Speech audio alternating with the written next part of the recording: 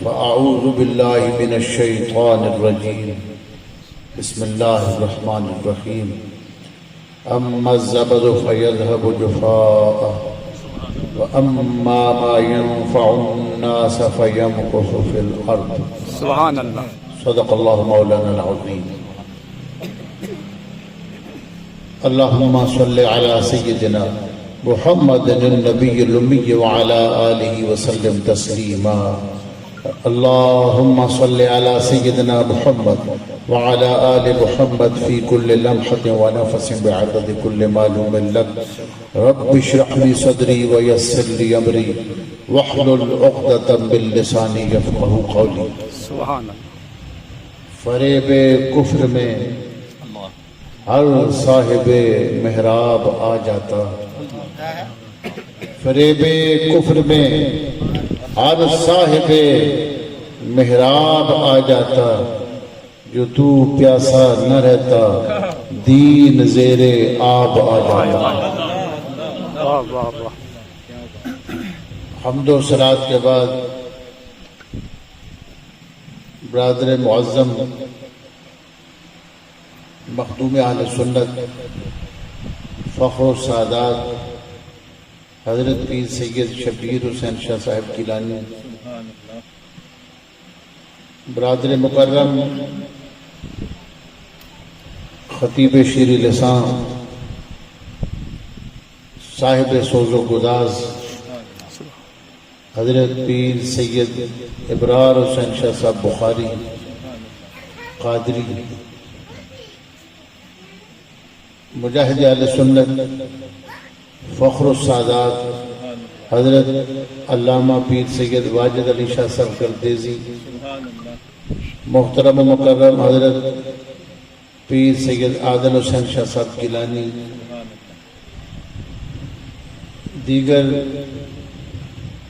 اس علاقہ کے تمام اہل علم علماء کرام، جناب علامہ ضیاء الحسنین صاحب، حضرت علامہ فاضل جلیل نصیر احمد نقشبندی صاحب، شاہ صاحب عزیز الرحمان سید عزیز الرحمان شاہ صاحب، حاضرین و سامعین،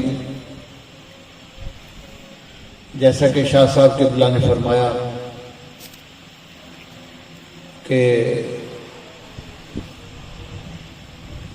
کسی اور کام کے لیے ہم یہاں حاضر ہوئے تھے اس علاقہ میں، تو یہ خوش نصیبی ہے کہ امام عالی مقام کی محفل میں حاضر ہو گئے. سبحان اللہ. سبحان اللہ. میری زندگی کے جو منتخب اور پسندیدہ اشعار ہیں ان میں سے ایک شعر ہے جس میں یہ منظر بیان ہوا کہ بعض اوقات بندہ بازار میں کسی اور کام کے لیے جاتا ہے، ایک چیز خریدنی نہیں ہوتی، لیکن وہاں کوئی چیز نظر آ جاتی ہے، پسند آ جاتی ہے تو بندہ خرید لیتا ہے. 61 ہجری جمعہ کا دن اس منظر کو ایک بندے نے بیان کیا ہے. کچھ خلد بک رہی تھی سو جان دے کے لے گیا. کچھ خلد بک رہی تھی سو جان دے کے لے گیا. آیا تھا ورنہ ہر تو کسی اور کام سے. واہ واہ واہ واہ. سبحان اللہ. تو بعض اوقات بندہ کسی کام کے لیے آتا ہے، وہ کام وہ مقصد حاصل ہو یا نہ ہو اس سے بڑا کوئی مقصد بن جاتا ہے. تو ہم امام عالی مقام کا ذکر سن رہے ہیں، سنا رہے ہیں، ہم خوش نصیب ہیں. اس کائنات میں حکومت آج بھی امام حسین. میں دو ایسے واقعات دو سچے بندوں کے بزرگوں کے بیان کرتا ہوں. کسی وجہ سے میں اس میں گرامی نہیں لیتا. ایک بزرگ ہیں سلسلہ عالیہ قادریہ کے اور آبائی وہ سلسلہ نقشبندیہ سے. اجرا گارڈن میں انہوں نے مکان لیا تو قریب میں جتنے لوگوں نے اس دوران بورنگ کروائی دور دور تک جا کے پانی آتا تھا. تو جب انہوں نے مشین والا بلایا تو اس نے کہا یہاں تو بڑا ٹائم لگے گا. تو تو فرمانے لگے میں اندر سے ہو کر آتا ہوں، تم کوشش کرو، اتنا ٹائم نہیں لگے گا۔ وہ 20-22 فٹ پہ پانی نکل آیا۔ سبحان اللہ سبحان اللہ۔ تو کہتے ہیں وہ پٹھان مجھ سے کہتا ہے کہ حضرت یہ کیا معاملہ ہے؟ فرمایا دانا پانی میرے حسین کا۔ سبحان اللہ سبحان اللہ۔ ہم نے اندر جا کے ادھر رابطہ کیا، ہائے ہائے۔ پانی اب بھی حسین کا۔ سبحان اللہ سبحان اللہ۔ دوسرا ہمارے سادات بزرگ ہیں ابتباد کے، بہت قریبی تعلق ہیں، شاہ صاحب ملے ہوئے، انہوں نے بورنگ کروائی، پانی نہیں آ رہا تھا، بڑا وقت لگ گیا۔ فرماتے ہیں کہ میں پھر منت مانی کہ اگر پانی آ گیا تو امام حسین پاک کے نام کا ایک جانور قربان کروں گا۔ کہتے ہیں کہ میں نے کام کرنے والوں کو کہا کہ جاؤ آرام کرو، تو میں لیٹ گیا تو دیکھا کہ اس مقام پر امام حسین علیہ السلام تھے۔ سبحان اللہ سبحان اللہ۔ اور آپ نیچے جہاں کھدائی ہوئی تھی اس طرف دیکھ کے پڑھتے ہیں اِنَّا فَتَحْنَا لَكَ فَتْحًا مُبِينًا۔ اس طرح آیت پڑھتے ہی پانی اس طرح اچھلتا ہے، اور امام علی مقام ایک چلو پانی اس میں سے خود پیتے ہیں۔ سبحان اللہ۔ فرماتے ہیں جب میں نے جا کر تھوڑی دیر کے بعد دیکھا تو پانی اوپر سے امٹ کے باہر آ رہا۔ میں جب بھی وہاں حاضر ہوتا ہوں تو اس بورنگ والی جگہ سے ضرور میں پانی لاتا ہوں جس سے امام حسین نے پانی پیا ہوا۔ اور سورہ فتح کی پہلی آیت آپ نے پڑھی اِنَّا فَتَحْنَا لَكَ فَتْحًا مُبِينًا۔ تو آج بھی امام علی مقام کی حکومت ہے، اللہ تعالیٰ نے ان کو وہ شانشاہی عطا فرمائی ہے، شاہ است حسین بادشاہ است حسین، دین است حسین دین پناہ است حسین۔ امام علی مقام کی جو شہادت ہے یہ ایک بہت بڑے مقصد کے لیے شہادت ہے، دراصل یہ حضور کی شہادت ہے۔ حضرت پیر نصیر الدین شاہ صاحب رحمۃ اللہ علیہ نے ایک بات کی ہے، یہ بجا تو ہی ہدف تھا سر مقتل، لیکن واہ واہ واہ۔ دشمنی اصل میں تھی احمد مختار کے ہائے ساتھ، ہائے۔ بے شک۔ کیونکہ امام علی مقام نے دین کو زندہ کرنا تھا، اور یہ آپ ہی کا انتخاب تھا، ہر ایک یہ کام نہیں کر سکتا تھا۔ رضائے حق تعالی چاہتی تھی تیری قربانی، تیری آنکھوں میں کیسے اور کوئی خواب آ جاتا، یہ آپ نے یہ کام کرنا تھا، اور اللہ تعالیٰ نے آپ کو یہ صبر اور یہ حوصلہ عطا فرمایا۔ سورہ کہف کے اندر ارشاد ہوا، اللہ تعالیٰ نے ایک آیت بیان فرمائی، جناب خضر علیہ السلام کا ایک قول بیان کیا۔ خضر علیہ السلام نے فرمایا، جناب موسیٰ علیہ السلام نے فرمایا کہ میں آپ کے ساتھ رہنا چاہتا ہوں، تو خضر علیہ السلام نے فرمایا اِنَّكَ لَن تَسْتَطِيعَ مَعِيَ صَبْرًا، آپ اگر میرے ساتھ رہیں گے تو آپ صبر نہیں کر سکیں گے، آپ بولیں گے۔ یہ بات پہلے ذہن نشین رکھیں کہ یہ اللہ کی کوئی حکمت تھی کہ اللہ نے ایک طرف حضرت موسیٰ علیہ السلام کے سامنے کچھ حجابات ڈال دیے، ورنہ موسیٰ علیہ السلام کا علم خضر علیہ السلام سے کہیں عرفہ والا۔ یہ وضاحت ضروری ہے۔ اس میں بہت لوگوں نے بات کی ہے کہ کس کا علم زیادہ اعلیٰ ہے۔ جو سب سے خوبصورت بات میرے مطالعے میں گزری ہے وہ حضرت سیدی عبدالعزیز دباغ کی ہے۔ آپ نے فرمایا کہ ایک بندہ بادشاہ کا ساتھی ہے، ہر وقت بادشاہ کے ساتھ رہتا ہے، بادشاہ کے قرب میں ہے، اور دوسرا اس کی ڈیوٹی یہ ہے کہ سرحدوں کی خبر رکھے، دشمن کی نقل و حرکت کو دیکھے۔ اب جو بادشاہ کے ساتھ ہے اس کو سرحدوں کی خبر نہیں، دشمن کی نقل و حرکت کی خبر نہیں، اس کی خبر زیادہ اس کو ہے جو سرحدوں پہ ہے، لیکن قرب اس کا زیادہ ہے جو بادشاہ کے ساتھ ہے۔ فرمایا یہی بات ہے کہ حضرت خضر علیہ السلام مشاہدہ خلق میں تھے، موسیٰ علیہ السلام مشاہدہ حق میں تھے۔ سبحان اللہ سبحان اللہ۔ موسیٰ علیہ السلام مشاہدہ حق میں تھے، خضر علیہ السلام کا علم، موسیٰ علیہ السلام کا علم کہیں زیادہ عرفہ والا، لیکن ایک حکمت تھی کہ اللہ تعالیٰ نے جو 3 واقع ہونے والے تھے اس کی حکمت موسیٰ علیہ السلام سے پردے میں رکھی اور اللہ اپنی حکمتوں کو زیادہ بہتر کرے۔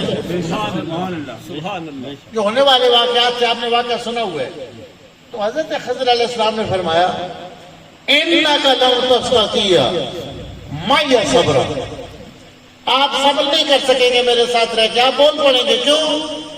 کیف تصبر علی ما لم تحط بہ خبرا، جس چیز کی مکمل خبر آپ کو نہیں، آپ اس پہ صبر کیسے کر سکتے ہیں؟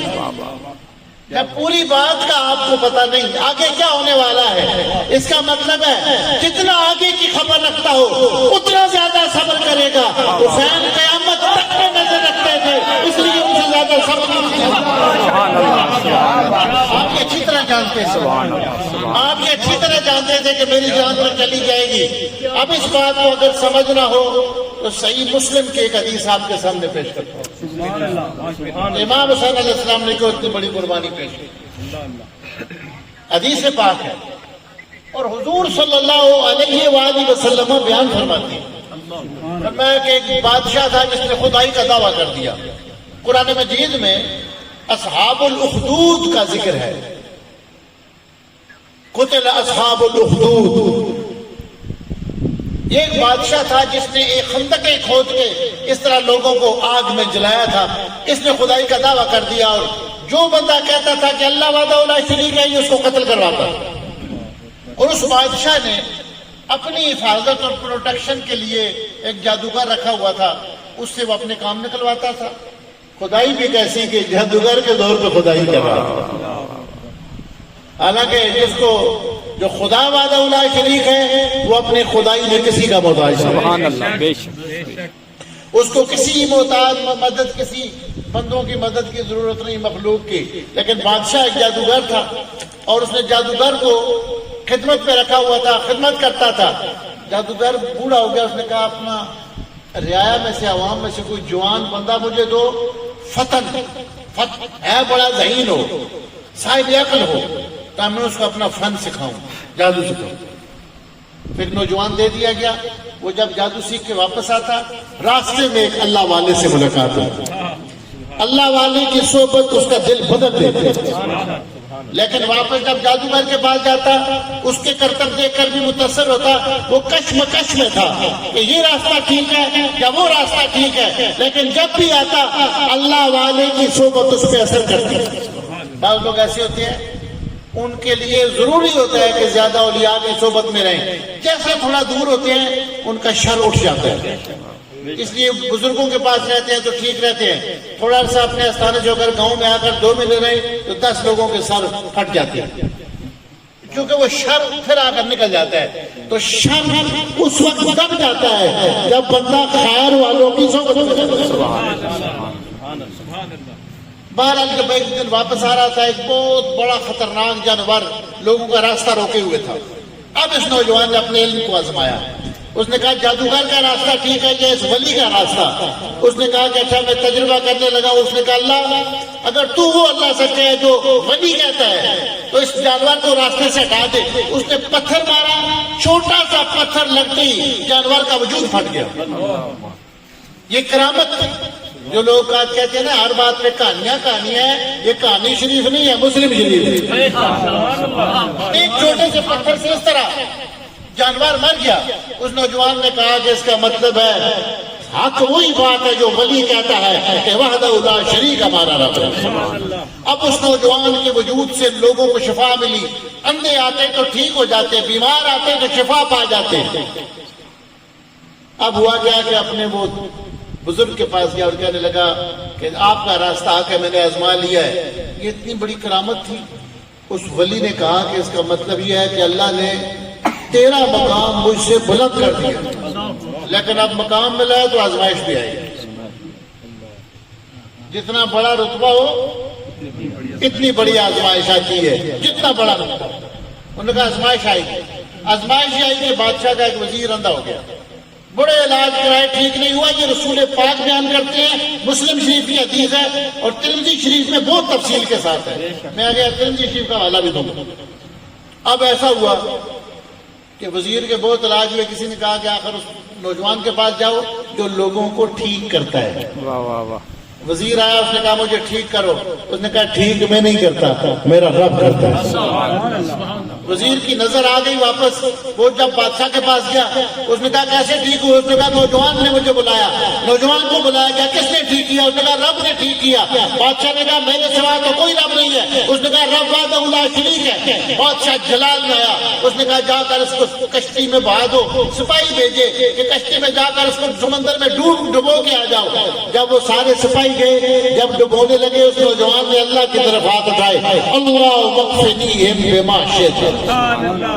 یا اللہ جیسے تو چاہے میری حفاظت فرما, ان سے میری جان چھڑا دے.